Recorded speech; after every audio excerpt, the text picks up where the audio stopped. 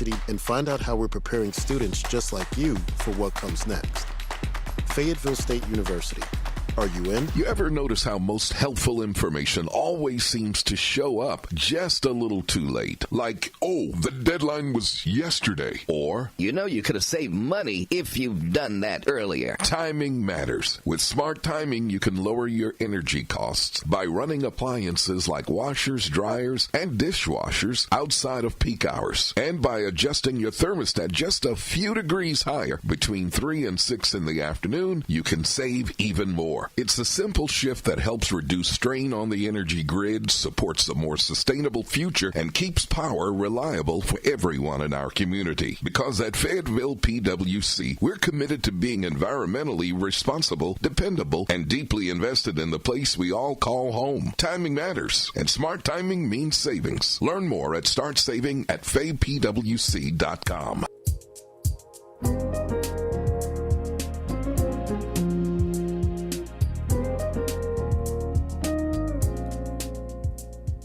And we're back now for the second half of the interview here with Alfonso Short with his book, Man Exchange. That's M-A-N and the letter X and then C-H-A-N-G-E. The manuscript, ready to lead, thrive, and win.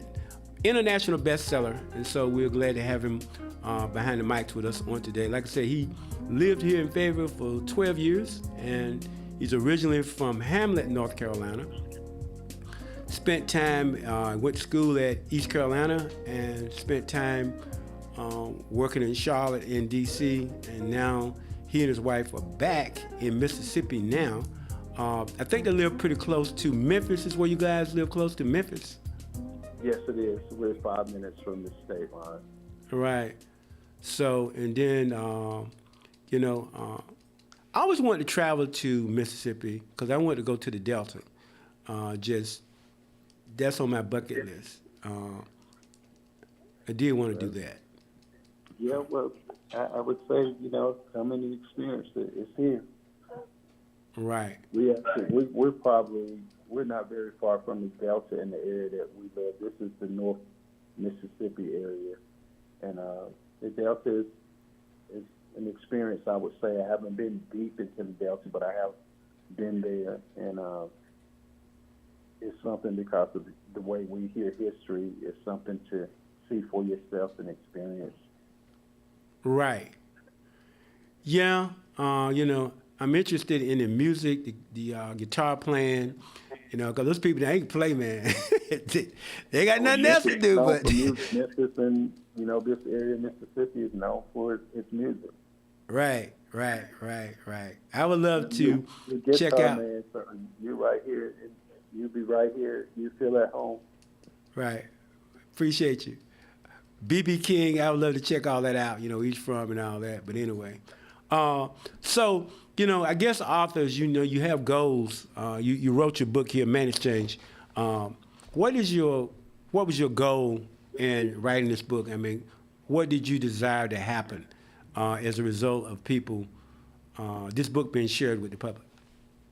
Well, once that the public and other men, but the general public will see that men, we do talk, we do care, and we do have goals and ambitions of our own.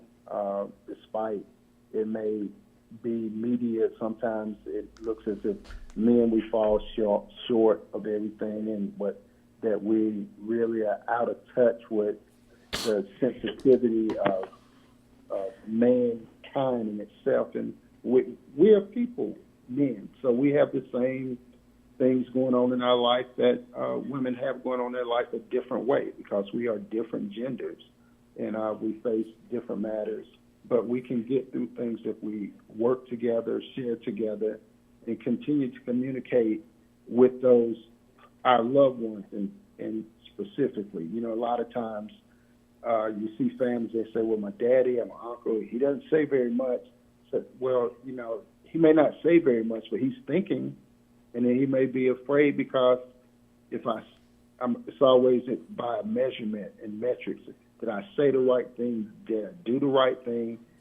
Sometimes you just have to react as a human being, but your reaction to things as a man can be quite different than how a woman or a female would react, but it doesn't make us, Martians to Earth.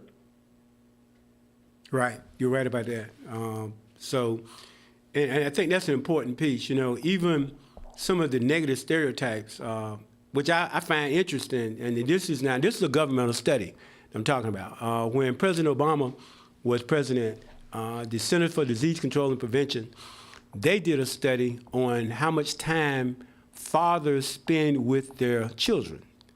And the winner out of that whole thing would surprise a lot of people.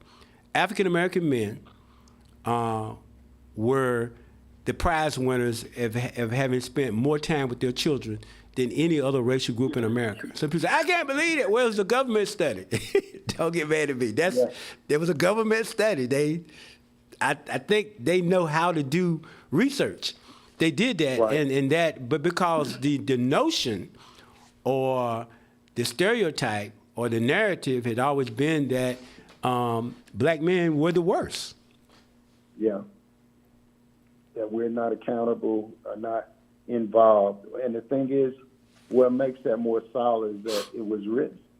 It was written down. We say, so we're hearing oral history of some type of way that men are stereotyped, where the government, as you said, they did a study and research, say, well, here are the numbers. And then the anomaly is that it's not as bad as you think, but at the same time, that's what we as men, whether African-American or whoever, needs to be communicating and talking the general basic life things so that we can improve and being better people and definitely being the best man that we can be for our families and loved ones and friends as well. We want good results with things that we do, then we have to be putting forth good effort to become better for those results. Yeah, that's true. I mean, you're right about that. And that's, that's the upside to things. I think that, those kinds of things need to be worked out because it's just insanity. One of those TV shows, I know the name of it, I just won't mention it. The lady on the show one day was saying, well, they were talking about fathers. She said, well, anybody can be a father. I mean, what she was saying was that a female could be a father. And this is her whole word, because fathering is a verb, and anybody can do it. Now, I'm saying to myself, this is the most insane thing that could come out of this woman's mouth. Does she actually believe this? Yeah, well, that puzzles me in a sense that we definitely need mother and father in the house. A female can teach us a lot of things to a point, but we reach a certain, I can't even say age, it's a certain stage of life of a young male that they will not adhere to what the rules and regulations that mama, whoever the female authority in their life are, because in their mind they say they don't understand what it's like to be me, a boy, me, a male. I know I went through that stage, and I'm not saying that everyone does, but most of my friends around me, we did have the conversation, and it would be my mother don't understand, my sister don't understand this and that, and they telling me to do this. But we're just boys, and we're young people, so we're not regulating anything. But as you continue to grow into a young adult and have your own personal relationships, and then we're also hearing the noise of what a man should be, what a man is. You have a lot that you have to digest, and then you have to weed out what's not so much working for you, but what's not of best interest in how you're moving in your life for your goals and aspirations that you have. So I find it that we need to listen to women. That's what I think most of the emotional things, if we want to grasp them and still stay motivated as a young boy, that it's okay to cry. It's okay to be concerned if someone is doing well or not. If we're playing ball, someone could fall and break their leg, and we say, get up, man, you're going to be all right. Get up, because we're supposed to be tough like that. No, let's stop and see what's wrong with you. Because if we're at home and our mother or whoever the female authorities in our life are guardians who say, if we fall, they're going to come and grab us and hug us and say, come on, baby, let's see what's wrong with you. And we like that. We accept it from them. Why can't we accept it from each other as men of caring that way? These are simple things. It's not in competition, but it's just being generally a man, being a young man, being grown up. We cry. We have feelings. We care. And that doesn't make you unmanly, so to say. True. I mean, but I think, Mr. Short, it's about sometimes testosterone needs to meet testosterone. So the guys, of course, when you're a little kid, your mom is bigger than you and all this, but if you're the average size man, average height of a man is like 5'9". I'm 6'2". I don't know how tall you are, but there's a point where you're probably going to be taller than your mom. You see what I'm saying? Yeah. And all that stuff plays a part into that. So, one time you were looking up to her, I'm talking about literally, and next thing you know, you're looking down at her. And but when Dad, that you got that bass in that voice and everything, and they would say, get that bass out your voice. Yeah. I mean, you know exactly where he's coming from, Yeah. So that's the nature, that the human nature is that there is power structure, right? But we shouldn't be in power struggle. Right. My point. And sometimes the power we struggle with is trying to control ourselves or find our dominance, our place in dominance in the environment that we're in. And when it's room for everybody.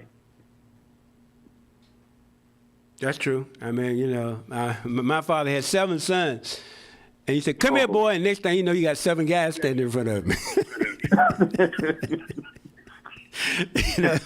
That's the way it was, man. I mean, look, he only said it one time. It wasn't one of those, I'm going to repeat myself, blah, blah, blah.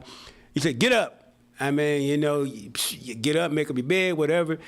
Choose it later if you want to. It's going to be very serious consequences, sir. Very serious consequences. And what you're saying, that's some of the shared stories or engagement of the men sharing their life journey is man exchange. The things we're talking about, a lot of these hot spot issues, they're expressed in different ways from the men in the book because we all come from different backgrounds, and the commonality comes to really the small talk that we're having is really big talk because a lot of these things were not discussed with us in total, and then it's so how we took it in perspective to what it meant to me personally, or how the impact of my actions and my mindset has on other people.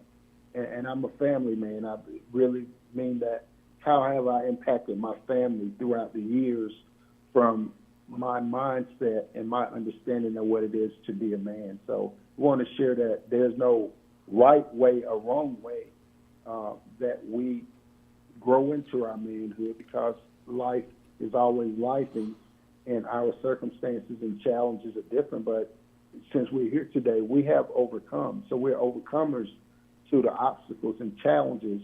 Now we want to start, men talk about legacy, creating legacy. Then we want to take a look at ourselves and say, what legacy am I living through, and what legacy am I leaving behind with teachable moments for the next generation of young men and young boys? Yeah, well, I used to do this thing. I used to do some stuff with young people too, and so I would always get these guys together, and I write on the board. I said, "Act like a man." Now, what does that mean to you? Right. And the responses that I would get would be very, varied responses. I remember even when, because I only have one child, and I became a father at 34. And I remember I was probably in my late 20s, and I was talking to this female one day, and she asked me, she said, "Do you have any children?" I said, "No, I don't have any children yet." She said, "Oh, so you're not a man yet?" I said, "Okay." Really? So I didn't know that I needed to reproduce biologically in order to be a man. Right. No other gifts. Really, accountability, responsibility, things like that. Well, yeah, we have to be careful with that because that's been, particularly in the African American community. I can't speak for other communities. We trend. I know growing up, I had friends who were 14, 15, and they supposedly were going to become fathers. And Right. I'm like, you don't have a job. You're not even old enough to work. Your parents are taking care of all of your basic needs. What are you going to do? And really, that's when the little boy come out because they don't know what to do because you're a child yourself.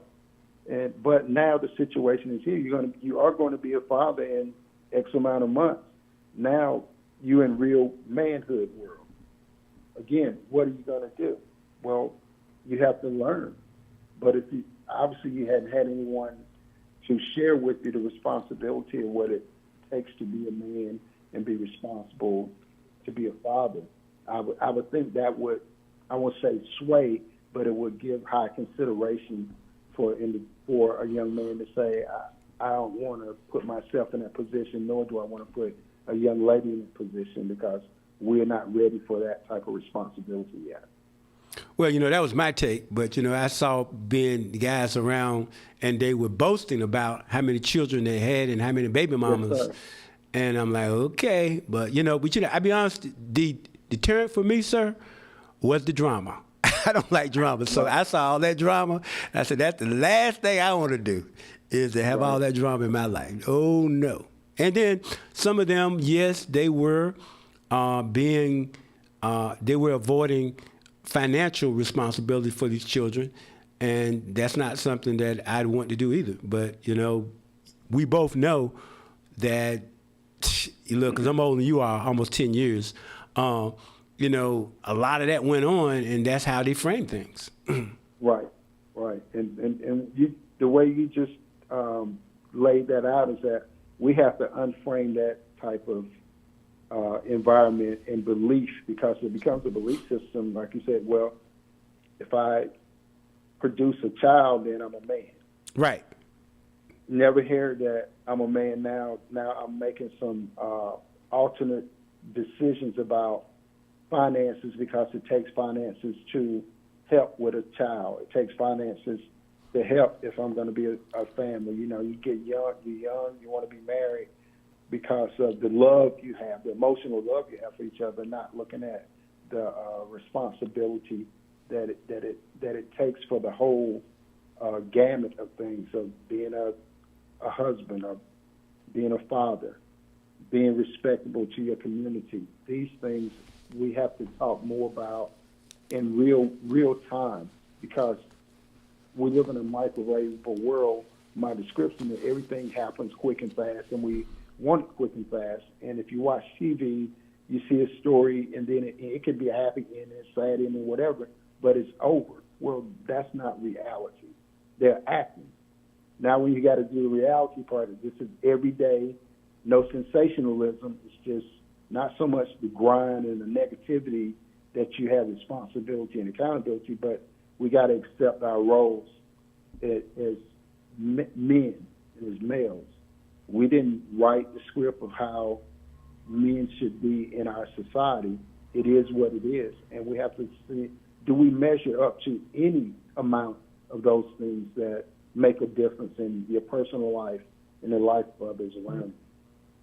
Certainly. Well, look, for those individuals that want to gain access to your book, could you end with sharing how to get your book and where it's at and where to purchase it at? I think I did hear you use the word Amazon.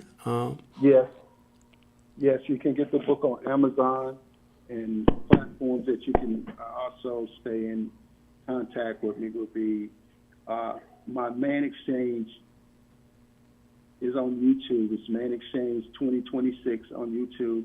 My podcast is weekly every Saturday at 11 o'clock Central Standard Time.